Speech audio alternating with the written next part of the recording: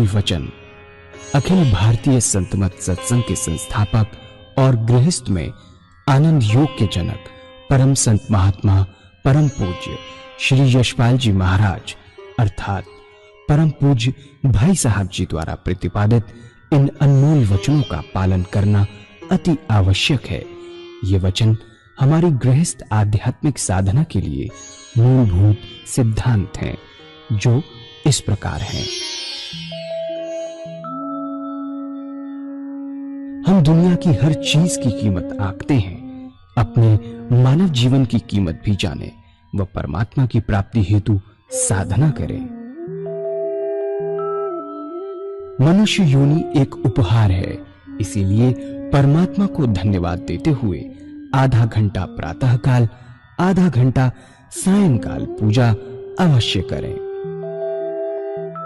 सत्संग, सतनाम व सद्गुरु को प्राथमिकता देते हुए इसी के आधार पर ध्यान योगाभ्यास अवश्य करें व गृहस्थ के कार्यों को परमात्मा का कार्य समझकर उसी की याद में संपन्न करें।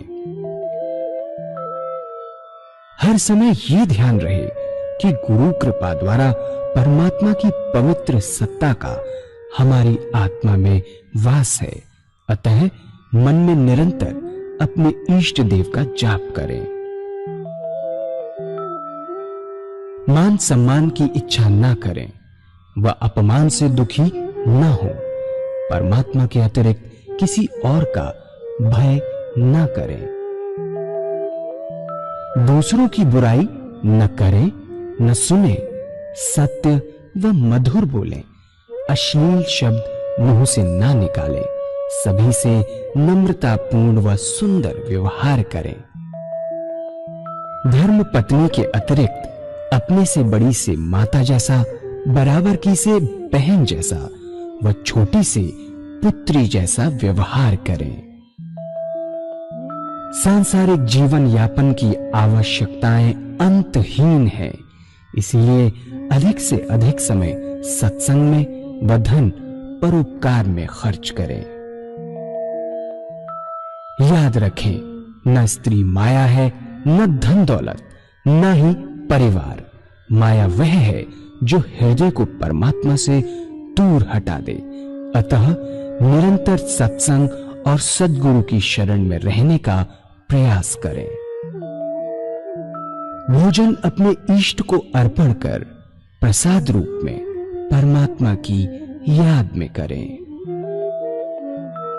रात्रि में सोने से पहले अच्छे बुरे कार्यों का आत्मनिरीक्षण कर उसका समुचित पश्चाताप करते हुए ध्यान करें व प्रभु की गहरी याद में ही विश्राम करें। परमात्मा तू ही है, तेरी इच्छा पूर्ण हो।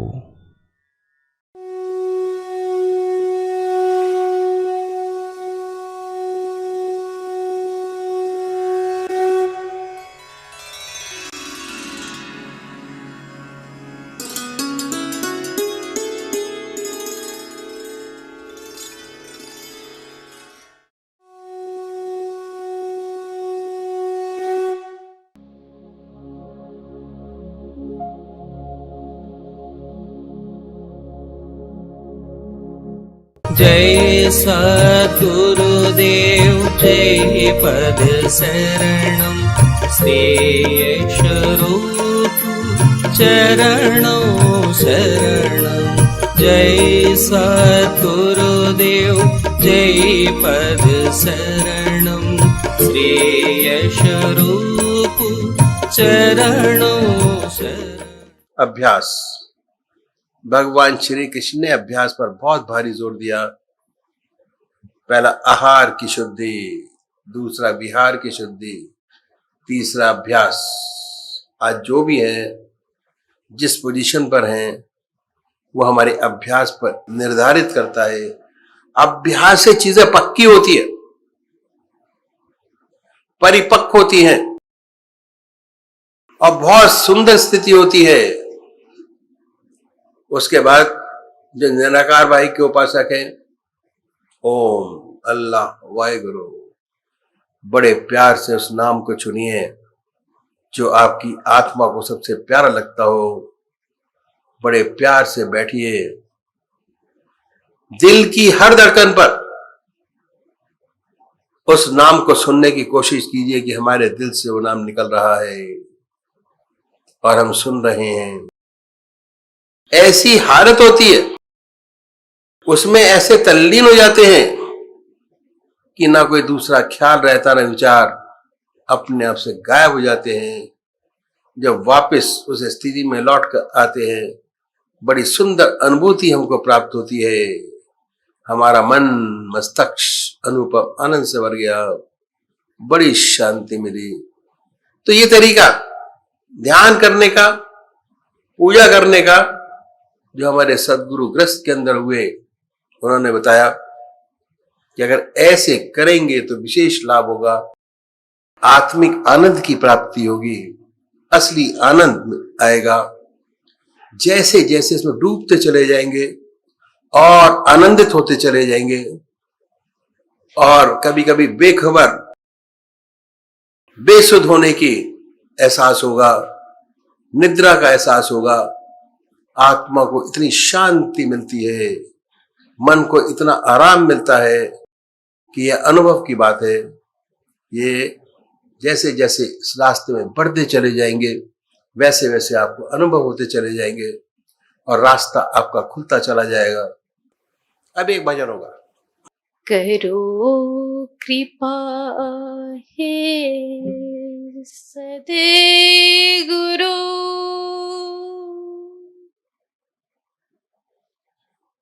दूर हो जग के भोग,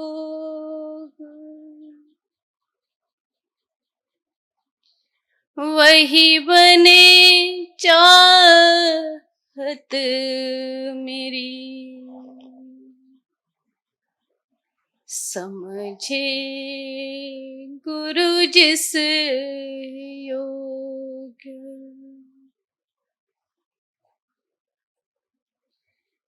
निज चरणन की भक्ति हे नाथ मुझे दे दो, वाणी में भी शक्ति मेरे नाथ मुझे दे दो, निज चरणन की भक्ति मेरे नाथ मुझे दे दो, वाणी में भी शक्ति हे नाथ मुझे दे दो। मुझे जग से क्या लेना, मैं जग का सताया हूँ, मुझे जग से क्या लेना, मैं जग का सताया हूँ, ठुकरा के जीवन को तेरे शरण में आया हूँ, तेरी शरण में आया हूँ। नित नाम जपूं तेरा, नित ध्यान धरूं तेरा, वो नाम मुझे दे दो, वाणी में भी शक्ति मेरे नाथ मुझे दे दो, वाणी में शक्ति मेरे नाथ मुझे दे दो। मैं भूला हुआ राही, नहीं कोई सहारा है। मैं भूला हुआ राही, नहीं कोई सहारा है। मझधारी में है नैया और दूर किनारा है। मझधारी में है नैया और दूर किनारा है, और दूर किनारा है। मुझे मंजिल मिल जाए,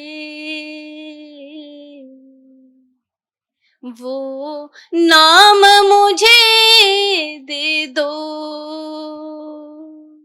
वाणी में भी शक्ति मेरे नाथ मुझे दे दो। निज चरणन की भक्ति मेरे नाथ मुझे दे दो। वाणी में भी शक्ति मेरे नाथ मुझे दे दो। तेरे नाम की वो मस्ती मुझे पर भी छा जाए। पल पल नाम जपूं और उल्फत बढ़ जाए, और उल्फत बढ़ जाए। खामोश रहूं पीकर, खामोश रहूं पीकर, वो जाम मुझे दे दो। वाणी में भी शक्ति हे नाथ मुझे दे दो। हे नाथ मुझे दे दो। निज चरणन की भक्ति हे नाथ मुझे दे दो।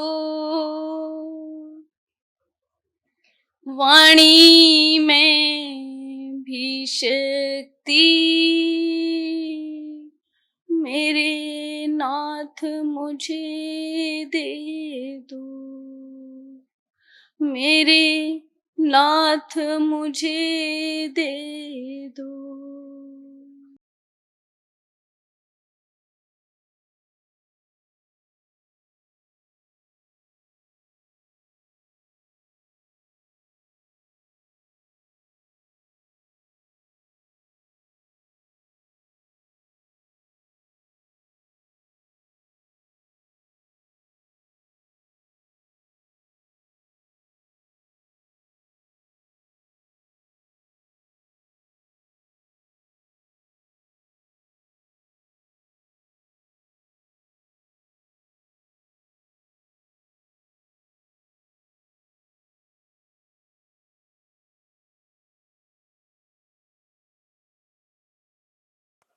पूज्य माता और बंधुओं, अनादिकाल से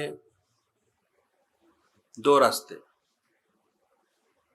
परमात्मा की प्राप्ति के चले आ रहे हैं।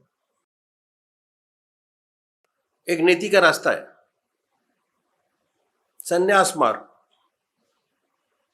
जिसे हम संन्यास मार्ग कहते हैं।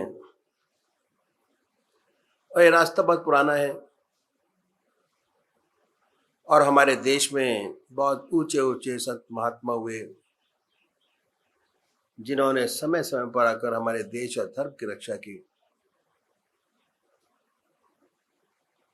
नीति का रास्ता छोटा है, इसमें समय कम लगता है। नीति का रास्ते का साधक हर वस्तु का त्याग करता चला जाता है। ऐसा साधक घर बार छोड़ता है, बीवी बच्चे छोड़ता है, धन दौलत छोड़ता है, संसार की हर वस्तु का त्याग कर कर संन्यास ग्रहण करता है। संन्यास लेने के बाद साधना में लग जाता है और ऐसे साधक के सामने सिर्फ एक ही काम रह जाता है, वो परमात्मा की प्राप्ति। दुनिया के सारे काम उसके लिए समाप्त हो जाते हैं एक काम के अलावा।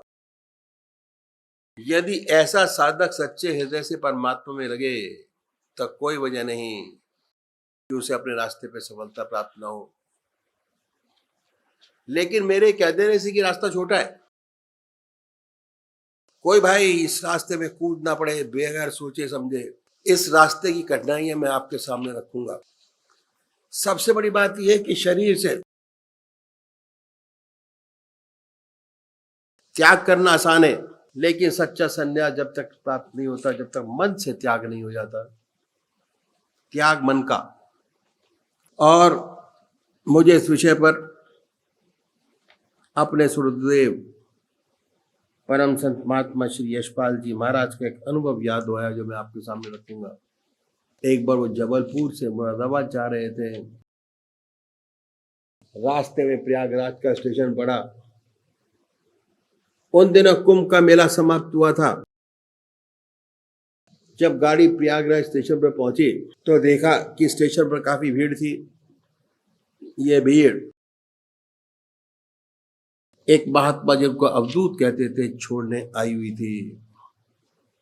गाड़ी आई, जय जयकार हुआ, गले में हार डाले गए, फूलों से स्वागत किया गया। इत्तेफाक से परमात्मा की कृपा से ये जो महात्मा थे उसी डिब्बे में चढ़े जिसमें इसके सदगुरु जी बैठे हुए थे और आपके सामने की बर्थ खाली थी, उसी पर आके विराजे। जब गाड़ी चली और कुछ आगे निकल गई तो आपके साथ बातचीत शुरू हुई।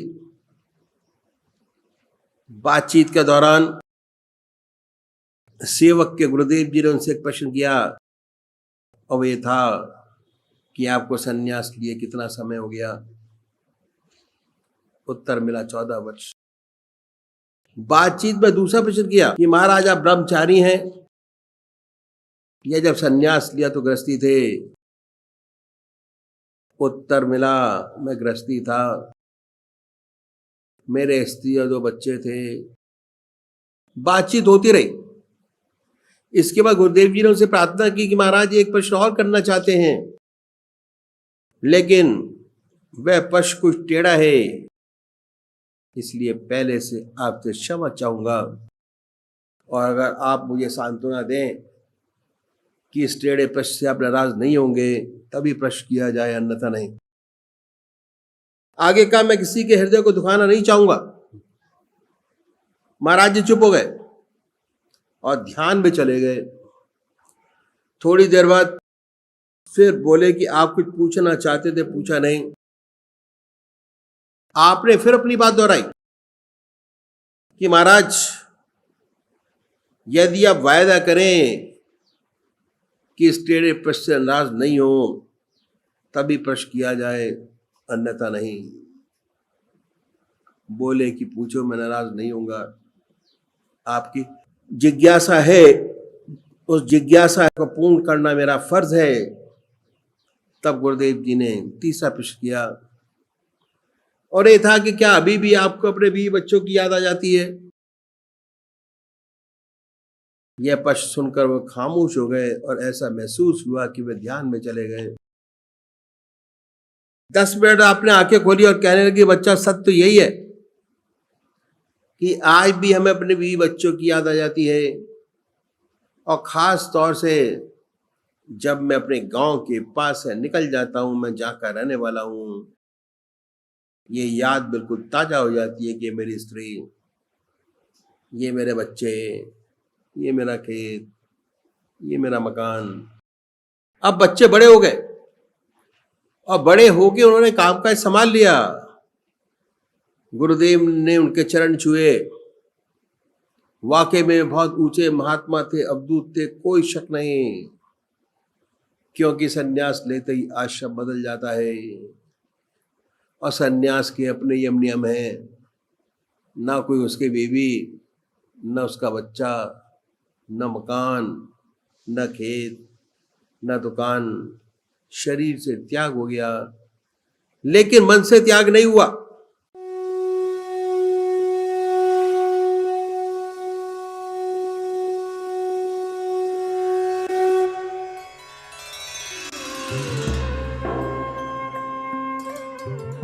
ध्यान योग के कार्यक्रम आनंद योग से निशुल्क जुड़ने के लिए संपर्क करें 9810239677।